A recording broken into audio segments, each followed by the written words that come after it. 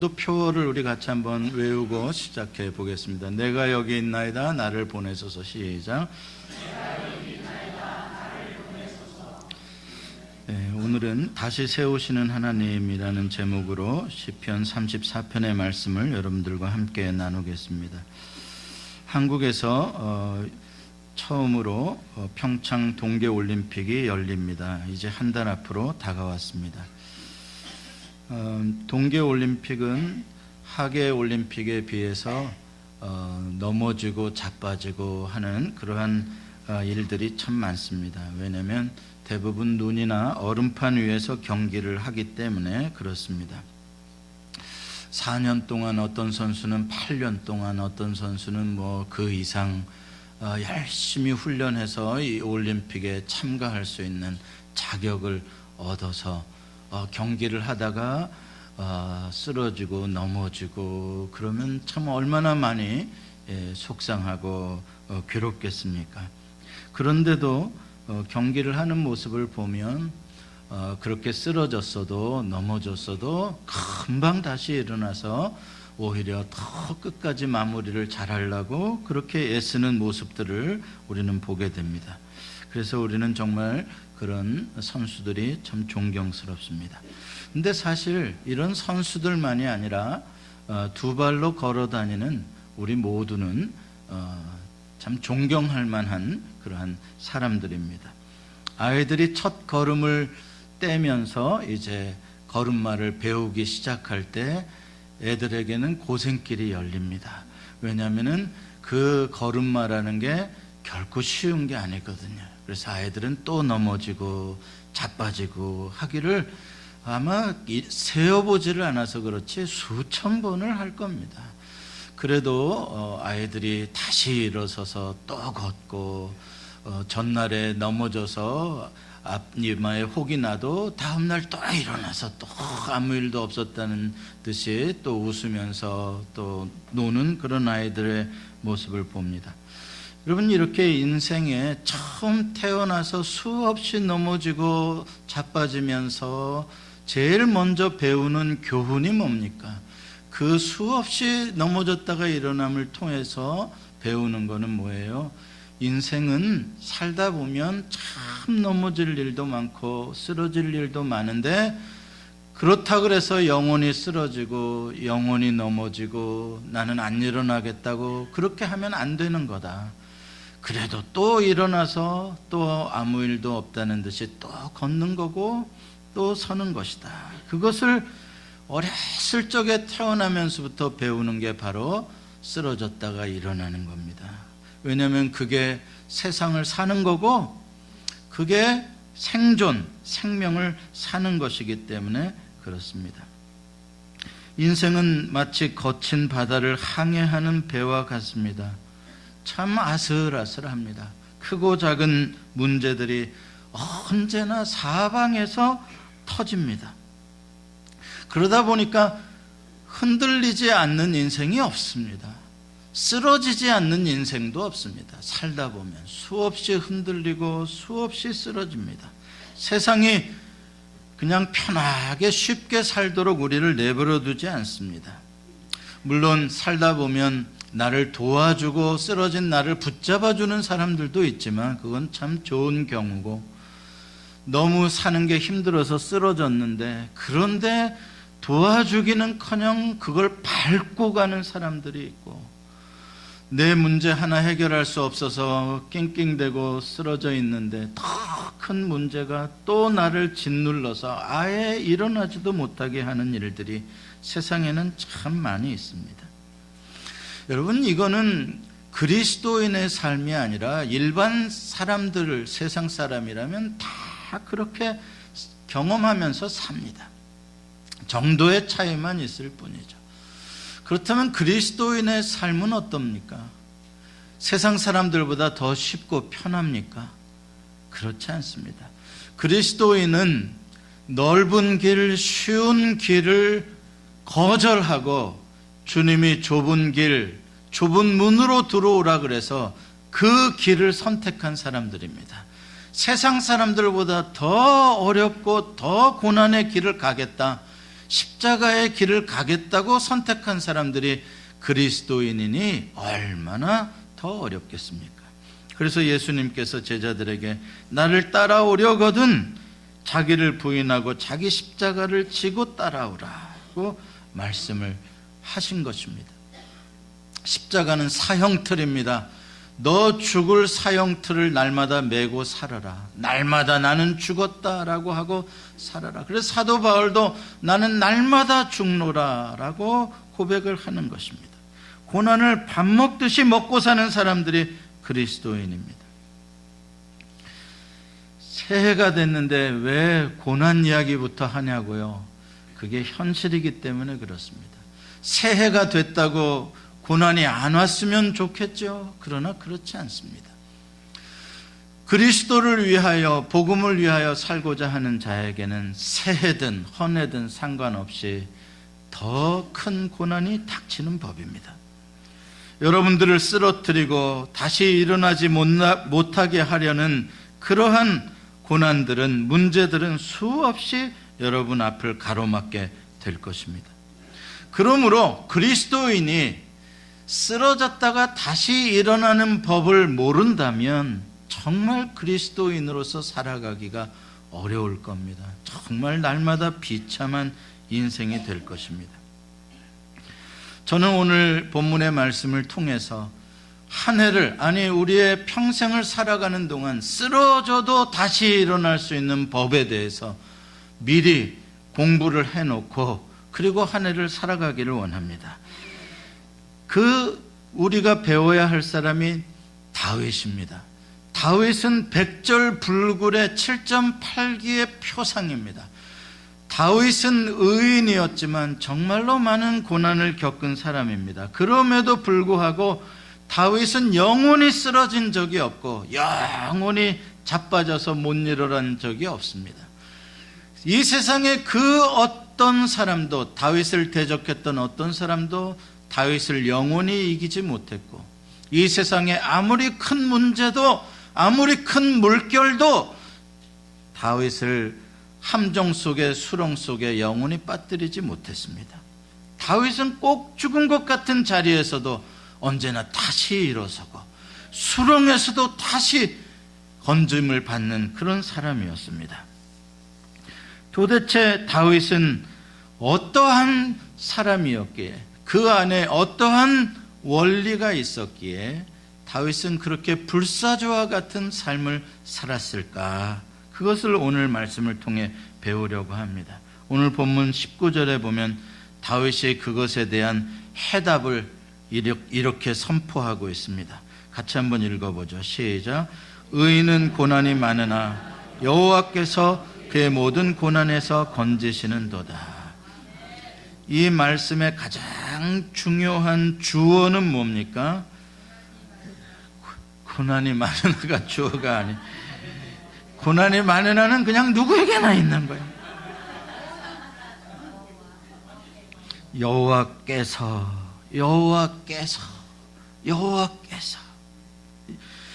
이 다윗의 해답이에요. 야, 나 고난 많았어. 누구보다도 힘들었어.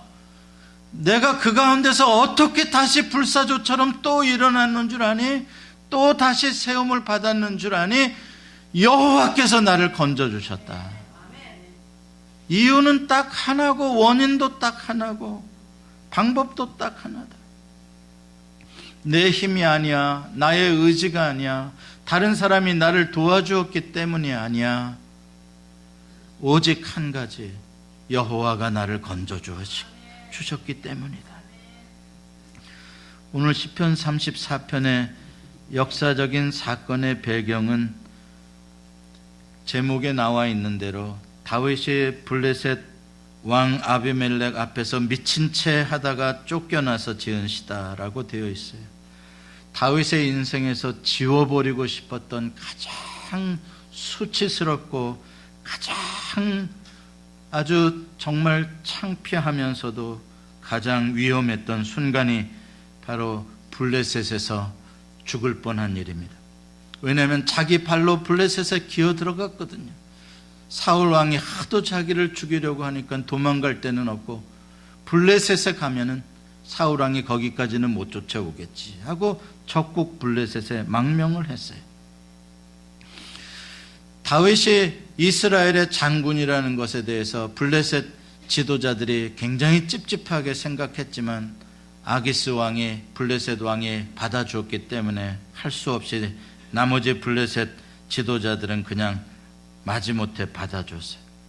그런데 이스라엘과 블레셋이 전쟁을 하게 되니까 이제 블레셋의 장군들이 걱정을 하게 되는 거예요. 다윗이 혹시 반란을 일으키면 우리는 사울하고도 싸워야 되고 블레셋하고 다윗하고도 싸워야 되니까 차라리 다윗을 미리 죽여버리는 게 낫지 않겠느냐라는 주장을 하게 됩니다.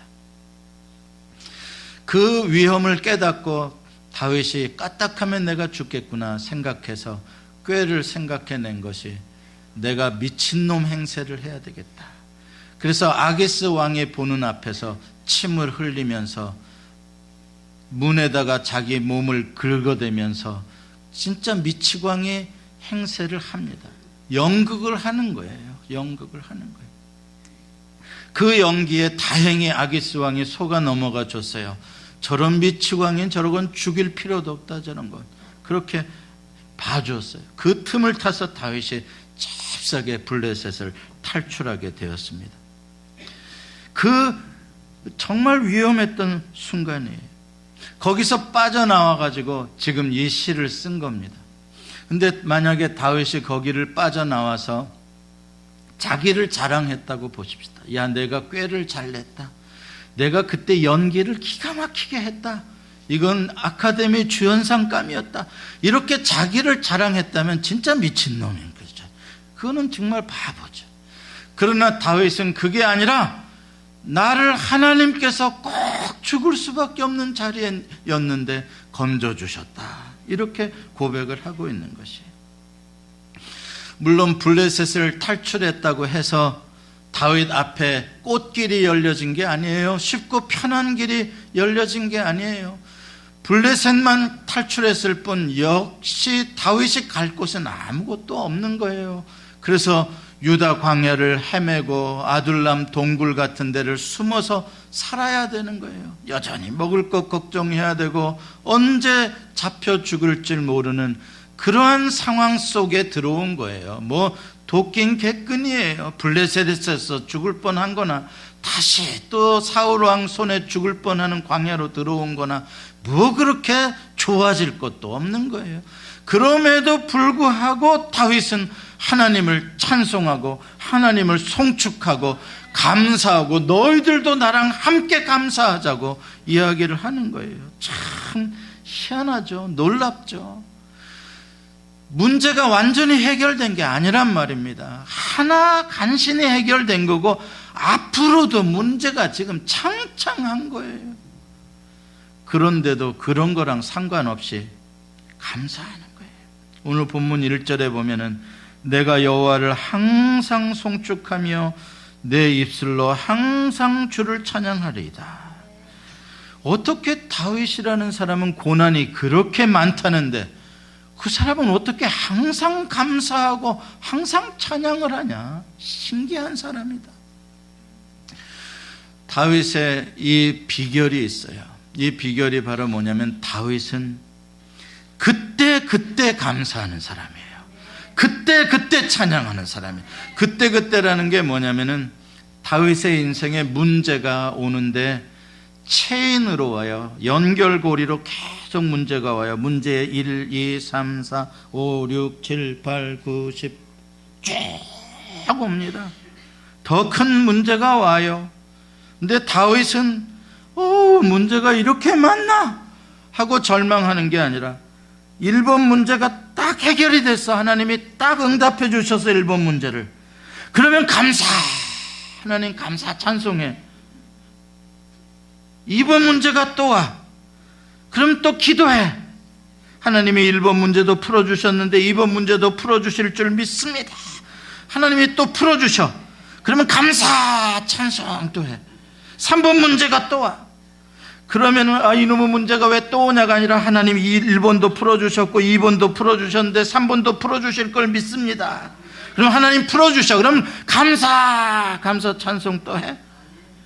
그러다 보니까 문제가 계속 오면 올수록 계속 감사 찬송이 이어지다 보니까 항상 감사가 되는 거예요. 그러니까 다윗에게 있어서의 고난은, 문제는 감사의 찬송의 조건이 되어지고 있는 거예요. 여러분, 우리는 언제 감사하고 언제 찬양하냐? 문제가 없으면 하겠다 그래요. 그래서 이 문제가 해결이 됐어도 이 문제 저 문제가 앞에 있으면 아직 감사 못해. 하나님, 저거 해결해 준 거는 고마운데 요거하고 요거까지가 해결이 돼야 내가 감사가 될 것 같네요. 그런데 해결을 해주셨어. 그래서 감사하려고 그랬는데 또 네 번째, 다섯 번째 문제가 또 생겨. 하나님, 내가 감사하려고 그랬는데 다섯 번째, 네 번째 문제가 생겼는데 요걸 해결해 주시면 내가 감사하고 찬송하겠네요. 그러다 보니까 죽을 때가 돼버려. 우리는 늘 앞에 있는 문제, 저기 있는 문제까지 해결이 되면, 내 인생에 문제가 없어지면 내가 찬송하겠다, 감사하겠다. 그러다가 인생을 다 감사를 모르고 늘 불안하고 늘 두려워하며 살다가 인생을 끝내. 근데 다윗은 그렇게 안 해요. 다윗은 오늘 문제가 있어도 내일 문제가 또 와도 상관없고 나는 어제 문제 해결해 주신 거 감사하겠다. 여러분, 이게 다윗의 감사의 비밀이에요. 다윗은 어제 해결된 문제를 감사하는 걸 절대 놓치지 않는 사람이에요. 지금 내가 곧 죽어도 내가 어제 내가 구원해 주신 하나님을 찬송하리라 이야기를 하는 거예요. 시편 143편 5절 6절은 이렇게 말씀합니다. 같이 읽어보겠습니다. 시작. 내가 옛날을 기억하고 주의 모든 행하신 것을 읊조리며 주의 손이 행하신 일을 생각하고 주를 향하여 손을 펴고 내 영혼이 마른 땅같이 주를 사모하나이다. 여기에 다윗의 신앙의 승리의 원리가 들어있어요. 다윗이 고난을 많이 당해요. 고난이 올 때마다 다윗은 바로 뭘 하냐면은 옛날을 생각하는 거예요. 옛날을 기억하는 거예요. 옛날이 뭐예요? 하나님이 나를 건져주었던 사건이에요. 하나님이 나에게 베풀어 주셨던 구원을 기억하는 거예요. 그러면은 문제보다 더 크게 보이시는 분이 누구냐? 하나님이에요. 하나님이 더 언제나 문제보다 크신 분이었어요. 그러면은 내가 그분을 향하여 지금 오는 문제를 도와주십사고 손을 들고 기도를 하게 돼요. 하나님, 옛날에도 해결해 주셨는데 이 문제도 해결해 주세요. 그러면 하나님이 해결해 주신다는 거예요. 이렇게 다윗에게는 어떠한 원리가 있냐면은 과거의 하나님이 끝이 아니라 과거에 나를 구원하신 하나님이 오늘도 동일하신 현재의 나의 하나님이고 동일하신 미래의 나의 하나님이고, 그래서 오늘 현재 문제가 있어도 해결해 주시고 미래의 문제가 와도 해결해 주실 것이고, 그 믿음으로 산 사람이 다윗입니다. 그러다 보니까 항상 감사할 수 있는 거예요. 과거나 현재나 미래나 항상 찬양의 삶을 살 수가 있는 것이. 다윗은 평생 동안 그렇게 여호와께서 얼마나 선하신지 맛보고 살았습니다. 오늘 본문에도 보면은 전부 그런 간증이에요. 내가 4절에 보면은 내가 간구했더니 하나님께서 나에게 응답하시고 모든 두려움에서 건져주셨다 말하고 있어요. 6절에도 보면은 여호와께서는 경외하는 자들을 위하여 천사를 보내어 진을 쳐주시고 건져주신다. 10절에 보면은 여호와께서는 자기를 찾는 자에게 모든 부족함, 좋은 것이 부족함이 없게 해주신다 말하고 있어요. 왜 그러시는가? 15절에 여호와의 눈은 언제나 의인을 바라보고 계시고 여호와의 귀는 늘 의인의 부르짖음에 귀를 기울이고 계시기 때문에 의인이 소리치면 언제나 여호와가 달려가셔서 건져주신다는 거예요. 잠언 24장 16절은 이렇게 말씀합니다. 같이 읽어봅니다. 시작. 대저 의인은 7번 넘어질지라도 다시 일어나려니와 악인은 재앙으로 말미암아 엎드러지느니라. 아멘. 사람의 힘이라는 건 의인이든 악인이든 다 비슷비슷합니다. 사람의 의지라는 것도 정도 차이만 있을 뿐 다 비슷비슷해요. 7번쯤 넘어지면 다 일어나기 어려운 거는 의인이나 악인이나 다 마찬가지입니다. 사람은 다 그래요. 그런데 의인은 끝에도 마지막에도 일어나고 악인은 일어나지 못하는 이유가 어디에 있느냐? 여호와 때문에 그러는 거예요. 의인은 여호와께서 마지막 순간에도 일어날 힘을 주시고 여호와가 세워주시지만 악인은 여호와가 세워주시지 않기 때문에 자빠지고 영원히 쓰러지는 거예요. 왜 그런가? 차별이 아니에요. 의인은 여호와 하나님을 믿고 나를 건져주세요, 나를 세워주세요 부르짖은 사람이고, 악인은 여호와를 믿지도 않았고 여호와를 의지하지도 않은 사람이에요. 의인과 악인은 도덕적인 차이를 말하는 게 아니에요. 의인은 여호와 하나님의 구원을 믿는 사람이고 그래서 기도하는 사람이고, 악인은 인생이 그렇게 힘들고 어렵고 고난이 오고 자빠지는데도 끝까지 씩씩거리고 하나님을 의지하지 않고 끝까지 자기 힘으로 버둥대고 해보려고 하다가 죽는 사람, 그게 악이네요. 로마서 8장 18절은 이렇게 말씀합니다. 같이 읽어봅니다. 시작.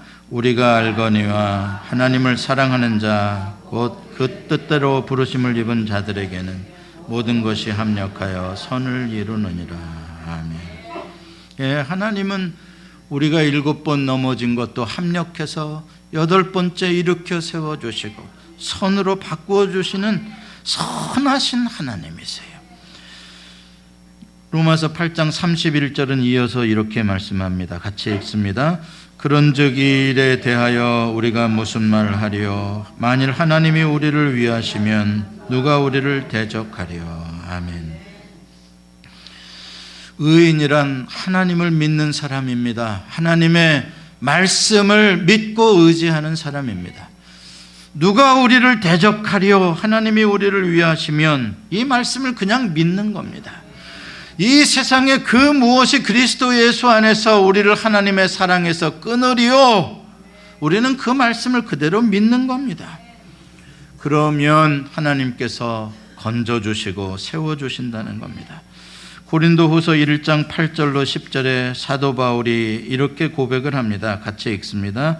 형제들아, 우리가 아시아에서 당한 환난을 너희가 모르기를 원하지 아니하노니 힘에 겹도록 심한 고난을 당하여 살 소망까지 끊어지고 우리는 우리 자신이 사형 선고를 받은 줄 알았으니 이는 우리로 자기를 의지하지 말고 오직 죽은 자를 다시 살리시는 하나님만 의지하게 하심이라. 그가 이같이 큰 사망에서 우리를 건지셨고 또 건지실 것이며 이후에도 건지시기를 그에게 바라노라. 아멘. 여러분, 모든 고난 속에는 동일한 교훈이 들어있어요. 모든 고난 속에는 동일한 진리가 담겨 있어요. 그것은 무엇이냐? 큰 사망에서도 우리를 건져주시는 분은 여호와 하나님 한 분이시다. 그렇기 때문에 어려움을 당하면 나를 의지하지 말고 죽은 자를 살리시는 여호와 하나님만을 의지하며 살아라. 이게 모든 고난을 통하여 주시는 하나님의 교훈이에요.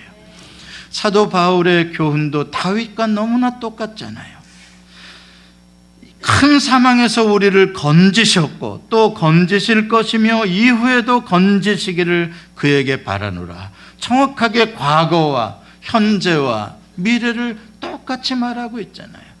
나를 과거에도 사망에서 건져주신 하나님이 지금도 건져주실 것이고 앞으로도 건져주실 것을 믿는다. 이게 다윗의 고백과 똑같은 바울의 고백입니다.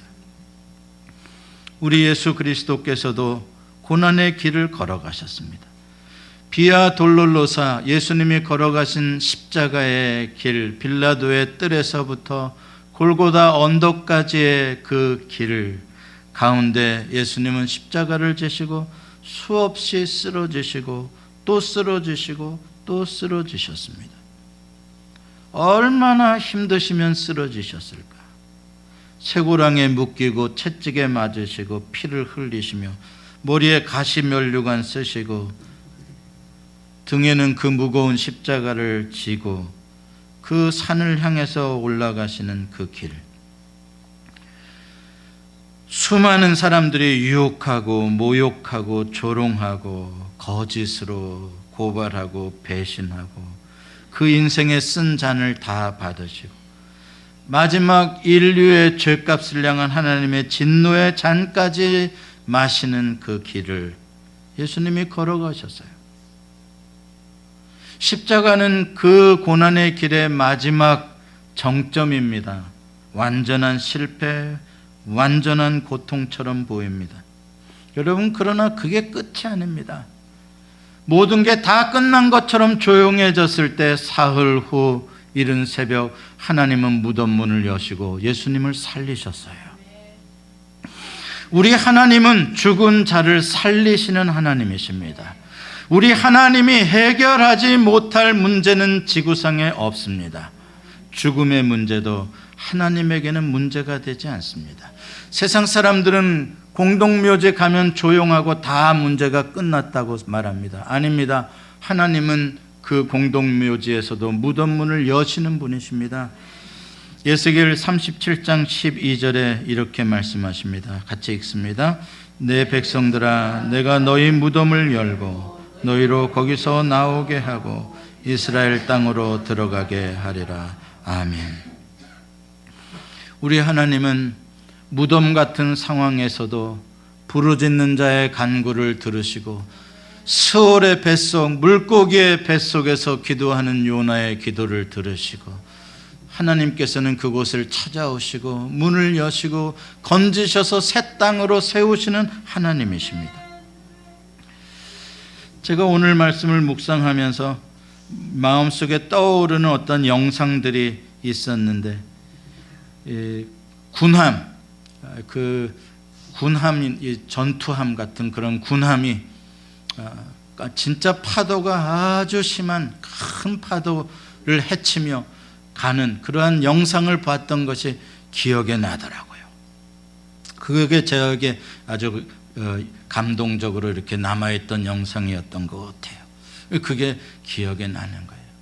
그 군함은 다른 배들하고는 좀 다르죠. 이렇게 깊이 되어 있고 폭이 좁고 그래서 파도를 잘 극복하도록 그렇게 만들어진 게 군함입니다. 그래야 날씨랑 상관없이 나가서 전쟁을 할 수가 있으니까요. 정말 다른 배들은 가기가 어려울 정도의 그런 파도인데도 그 군함이 그 파도가 밀려오면 그걸 직각으로 이렇게 맞서서 가는데 이렇게 들렸다가 이렇게 떨어졌다, 이렇게 들렸다, 이렇게 떨어졌다. 떨어질 때는 아예 파도 속에 다 삼켜져. 그런데도 그걸 뚫고 또 푹 하고 올라오고 또 이러기를 그 태풍이 지나가는 시간 동안 몇 시간을 그거를 항해를 하더라고요. 그 가운데 이제 드디어 바람이 지나가니까 풍랑이 잔잔해져 가는 그 위를 군함이 지나가는 영상을 본 적이 있어요. 또 하나 떠오른 게 오뚜기였어요. 오뚜기는 참 볼품없이 생긴 인형입니다. 그는 손도 없고 발도 없고 머리털도 없고 그냥 몸뚱아리만 이렇게 있는 거예요. 멋대가리 없어요.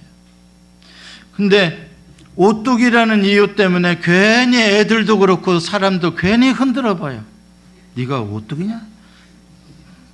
한 번만 흔드는 게 아니라 또 한 번 해봐요. 그래도 오뚜기는 도망가지도 않고 주먹을 쥐고 싸우자고 하지도 않아요. 그냥 밀면 밀리고 던지면 던져지고 그렇게 흔들리죠. 밀면 왜 안 흔들립니까? 많이 흔들리죠. 그래도 한참 있다 보면 제자리 또 있어요.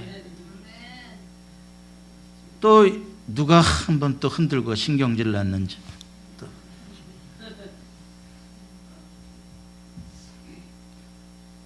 저도 오뚜기예요. 제 평생에 오뚜기처럼 살고 싶어요. 저는 안 쓰러지는 사람 아니고 안 흔들리는 사람 아니에요. 저는 누구보다도 가녀린 갈대와 같은 사람이에요. 아주 약한 사람이에요. 그런데 저는 단번에 부러지지는 절대 않아요. 오뚜기예요. 흔들면 괴롭고 많이 흔들려요. 그러나 또 기도하다가 하루 이틀 지나가다 보면 또 이러고 있어요. 앞으로도 그렇게 살고 싶어요. 같이 주먹쥐고 안 할래요. 그냥 흔들면 흔들리는 대로, 밀치면 밀치는 대로. 목사가 샌드백으로 살아야지 목사가 같이 주먹쥐고 스파링하면 되겠습니까? 목사는 샌드백입니다. 예, 승질나면 두들기십시오. 괜찮습니다. 그래도 누가 나 하나 받아주는 사람, 승질났는데 하나쯤은 있어야 살만하지 않겠습니까? 그래도 제일 다른 성도 패지 말고 저가 그래도 제일 낫습니다. 왜? 저는 좀 흔들리다가도 제자리로 돌아올 사람이니까요. 여러분, 오뚜기에 무슨 대단한 첨단 기능이 있습니까? 무슨 오뚜기의 인생을 살아가는 엄청난 철학이 있습니까? 거기에 무슨 테크놀로지가 있습니까? 아니요. 오뚜기는 so simple, so simple. 아무것도 없어요. 사실 텅 빈 거예요. 빈 깍덩이에요. 그런데 그 밑에 쇳덩어리 하나 있는 것으로 천하장사도 오뚜기를 못 이겨요. 오뚜기가 천하장사요. 사랑하는 성도 여러분, 인생 뭐 그렇게 자랑할 게 많고, 내가 뭘 그렇게 가졌다고, 내 머리가 무겁고 내 가진 재산이 무겁고, 여러분 그거 다 자빠질 것이요. 여러분, 인생을 정말 강하게, 정말 위대하게 사는 사람은 내 안에 파운데이션을, 내 안에 삶의 무게 중심의 쇳덩어리를 성부, 성자, 성령 삼위의 하나님을 모시고 사는 사람. 삼위의 하나님이 나의 삶의 주인이 돼, 여호와가 나의 삶의 주인이 되시는 사람. 다윗과 같은 사람이에요. 그 사람은 누구도 못 이겨요. 가난도, 질병도, 환난도, 천만의 군사도 그 사람을 못 이겨요. 골리앗 아니라 골리앗 1000명도 못 이겨요. 여러분, 우리는 세상에 살면서 문제를 만나면 왜 이 문제가 또 오냐, 왜 저 문제가 오냐 막 이러고 살아요. 그게 중요한 게 아니에요. 그게 인생이고 그렇게 다 사는 거예요. 중요한 건 내 안에 내 삶의 쇳덩어리가 아주 간단한 거, 그거 믿음, 그 하나님을 온전히 믿는 그 믿음, 그거 하나로 살아가는 거예요. 이기는 거예요. 그러면은 큰 문제든 작은 문제든, 문제가 100개든 1000개든 상관없어요. 왜? 하나님이 이기게 하시니까. 오히려 고난은 하나님을 찬송하고 감사하는 간증거리가 되는 거예요. 그래서 다윗이 찬양할 때마다 꼭 가사를, 여호와는 나의 반석이시다, 여호와는 나의 피할 바위시다. 다윗이 제일 좋아하는 이미지가 반석이신 여호와예요. 반석이 뭐예요? 내 인생의 반석, 내 인생의 쇳덩어리가 여호와라는 거예요. 나는 그 위에 서 있는 인생이라는 거예요. 그러니까 흔들려도 나는 다시 서는 거예요. 사랑하는 성도 여러분, 여러분 1년 앞으로 사실 때, 아니 평생을 사실 때 여러분을 흔들린, 여러분을 밀치는 사건도 있을 거고, 여러분을 이해할 수 없이 혼란스럽게 하는 일도 있을 거고, 나를 시험에 꼭 빠뜨리는 일도 있을 거고, 수없이 나를 흔들고 쓰러지는 일들이 있을 거예요. 그때마다 다윗처럼 여호와 하나님만을 의지하시기를 축복합니다. 기도하시겠습니다.